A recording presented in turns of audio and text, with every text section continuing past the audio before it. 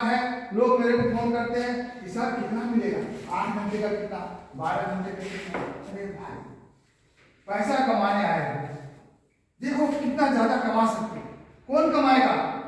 जो इंटरव्यू देगा, जो नॉलेज रखेगा, जो इंटरव्यू देगा उसका प्रमोशन होगा।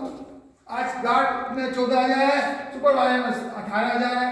अभी उसके बाद आप रिक्रूटर बन जाओ तो आपको भी 24,000 भी मिलेगा, 20,000 भी मिलेगा। उसके बाद आप ट्रेनिंग अफसर बन जाओ, एएसओ बन जाओ, 25,000 मिलेगा। साढ़े 4 साल के हाथ में, तो पैसा तो आपके हाथ में है ना।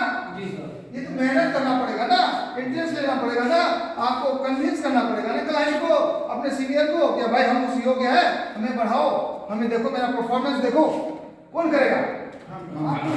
आपको करना है। आप मेहनत करो, आप देखो, तो वो तो आपके हाथ में। वो नहीं करोगे तो पैसा कहाँ से आएगा? तो ये चीज आपको है, आपको ऐसे ध्यान रखना है, मेहनत करना है, तो आपको जो है वो